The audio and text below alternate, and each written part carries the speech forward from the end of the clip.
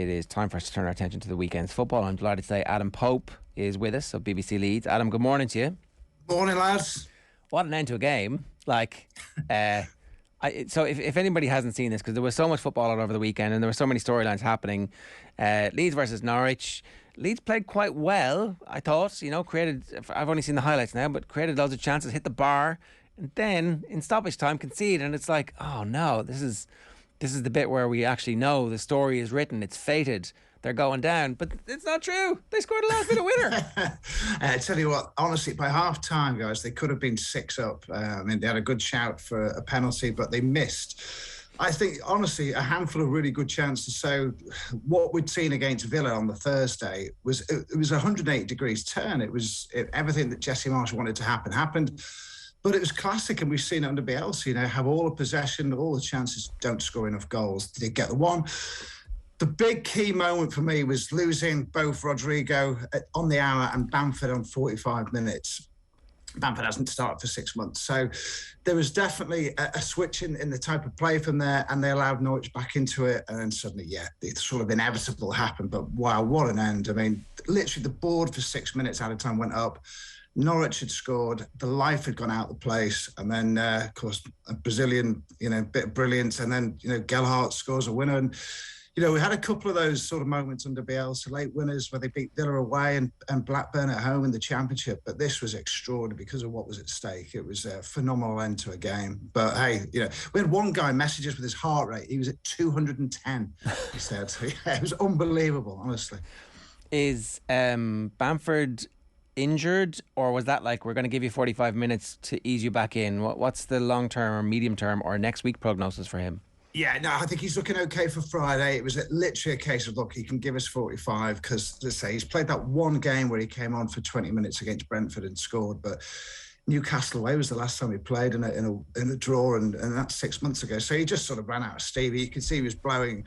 Rodrigo's just done his quad a little bit, but I think he may well be okay. He didn't describe it as an injury as such, but he had probably his best game. I'm not saying overall for Leeds, but certainly this season. I think playing with sort of 2 strikers probably suits him. But, he was controlled aggression as well from him, as well as some brilliant sort of creative play. So, but the presence of Bamford, guys, was so important. He was occupying, defenders and was the focal point for anything coming forward and brought people into play and should have scored himself. And you realise just how much they've missed him. The atmosphere around Leeds has been one of the things that we've talked about most since they've come back up, and even when they were charging up with Bielsa.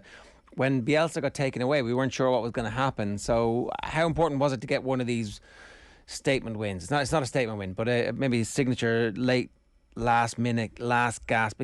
It just gels everybody together for at least the next few weeks. Yeah, I mean, the nature of the victory, the way it's done like that, people talk about it for ages. But look, if it had been a 1-0 victory from the first minute, it would have been just as important for Jesse Marsh, I would say, and obviously for the club. Look, the way it's gone since Bielsa has been sacked, is that there's been a massive period of mourning for a lot of fans, and a lot of fans don't agree with the decision and still don't agree with the decision. And obviously then 2 defeats under Jesse Marsh, and the second one was dreadful, to be honest, against Villa. Then people start questioning his credibility, and they start examining in microscope sort of analysis of what he's been saying and how he says it and everything. All the negatives start coming out very quickly, and the board were under big pressure the other night against Villa. They were literally getting verbal abuse from, a lot of fans as they were sort of leaving the ground at 2-0 and obviously at 3-0. So this was a massive moment for Jesse Marsh. And, when it went to 1-1, you just thought, oh no, this is going to be so negative and get really toxic, this, if we're not careful. So it's a huge thing. And I think it is fair to say it's a statement win, because it just restores everybody's faith that little bit more going into the next game, which is Wolves away. What's been the overarching change under Marsh? Well, the first thing for me, having seen a bit of training as well, is that it isn't man-to-man. That's the big thing. So when they go and reclaim the ball, there is a press of sorts, but they try and swamp whoever's in possession of the ball with several men. And then what that does do, it can leave one side of the pitch a bit open. And obviously the better, Premier League sides can switch play. And Villa, found a lot of space on Thursday night. It's still very, very intense. They're much more compact out of possession because they're not, man for man. So there's a lot of pluses to it as well. But at the moment, you can still see until they start implementing it properly that, you can get at Leeds as well, which you could do under Bielsa, of course. But going forward, they're still very exciting. But what I would say, it's a lot narrower and they get in towards the penalty spot a lot quicker rather than relying on massive width, which is what, Bielsa did. But so it's going to take a little bit of time to get used to, but you're still going to see a very intense Leeds United, and that's going to be pleasing on the eye to an extent. And they're not afraid to go a little bit longer as well. And clearly with Bamford there, then that's something they've got in their armoury. But by the end of the game yesterday, when you haven't got Rodriguez, you haven't got Bamford, and you've still got Dan James and, a relatively small sort of front line, then it becomes very difficult, I would say. So, again, the key is to have these key players fit. And let's be honest, under any other manager than Bielsa, they're going to have to add to the squad in the summer because it just isn't big enough or deep enough. Is there going to be resources available to do that if they stay up? Well, it's an interesting thing. If they stay up, you'd think so. Because, look, the plan is that the San Francisco 49ers, who've got 44% of the club, it looks like they're going to take over at some point. Now, would go into the championship, stop that and leave their stake it is? I don't know at this stage. But there has to be resources available because there's a new manager in charge. And look, and also I think a lot of this squad have, after sort of 3.5 years of Bielsa, probably got to their limit as well. So that there has to be some injection of cash. If Leeds are going to go to the next stage, which according to the current owner, Andrea Radrizzani, is to hit Europe within 3 to 5 years.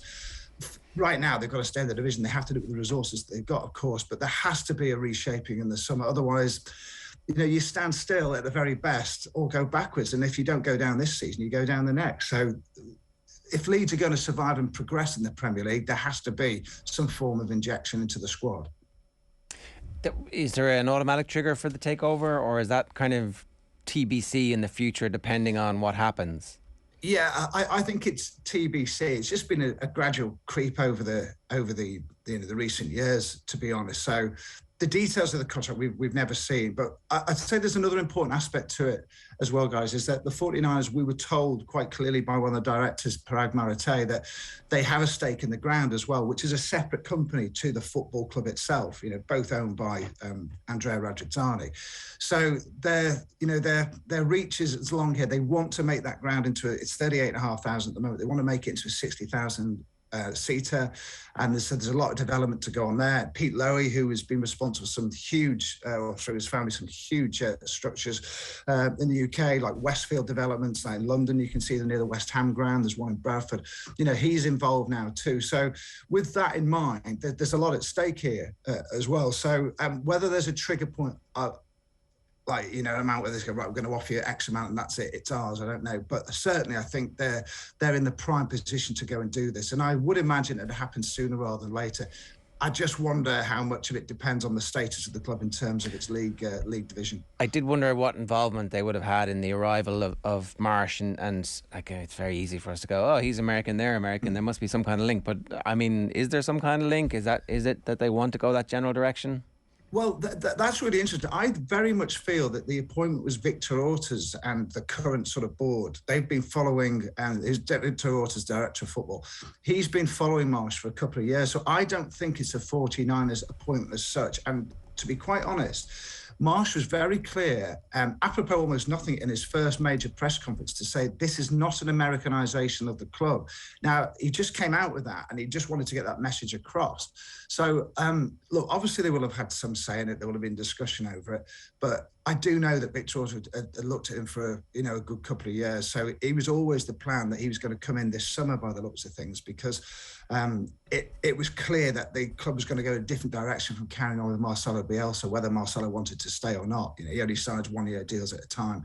So it was clear that Marsh came in 12 games earlier than he was expected to, but certainly he was their man. And there was we were told recently by the chief executive that it was a unanimous decision that he was the best candidate for the job as well. So there must have been some input for the 49ers on there, but essentially I feel it was a present setup at Leeds decision under the director of football. All right. All of the good stuff that the 49ers have been credited with over the last couple of years has been generally landed at the door of Parag Marate. He's the kind of contract genius who signs players up to deals that tend to be team friendly, and he's generally lauded as one of the smartest executives in the NFL. So if he was to be more centrally involved with Leeds, you would think that the business side of Leeds will be well looked after, and then it's just making sure that the stuff on the pitch matches that. It is, and I think to do the latter, then, the 49ers, they'll admit that, they're not football people in that sense. So they would need people that would know what they were doing on the ground. So that you think that people that are in position could stay, or will they bring other people in themselves? But you're right about Parag Marate. He was very, very well known for his contract negotiations and what have you. But essentially what he's doing is, through the 49ers enterprises, is collecting, investors into various projects. This one happens to be Leeds United. But Pete Lowe is the interesting one for me. As I say, the guy who's behind Westwood, he's based in LA. The family is Australian. He even does a bit of stand-up comedy as well, does Pete Lowe, but he's a big Leeds fan too. He's been a Leeds fan since the 60s. He's been over recently too, and I think it's really interesting seeing his involvement. And he clearly has an affinity with the football club, not just not the bricks and mortar of Ellen Road. So I'm wondering if he will become one of the main players going forward. But right now, honestly, with the way that that the division is in the balance, and the whole relegation thing at present, do things get put on hold? Do things wait a little bit longer, or do you just forge ahead? And that's really interesting, because you just feel that there's like a slight shift in attitudes at the moment, and whether the current setup will continue as a nice sort of amicable sort of arrangement, or whether there will be some swinging changes in the summer. Well, we'll see. Adam, good stuff. Thanks a million for joining us. Cheers. Pleasure, guys. It's Adam Pope giving us some insight into the goings on at Leeds at the moment. They've given themselves every chance of survival with the win at the weekend. A reminder, OTB AM is brought to you live each morning by Gillette Labs for an effortless finish to your day. We'll be back at Cheltenham tomorrow for a full preview of tomorrow's card with John Duggan. More reaction from the rugby and GA weekend, and maybe an emergency power ranking. Yeah, let's do it for sure. Okay. We're going to talk Champions League as well, and it's another opportunity to look back on a remarkable hat-trick from Cristiano Ronaldo. Whatever treatment he was getting for his hip flexor, obviously it was very flexible at the weekend. It was the most flexible hip flexor I've ever seen.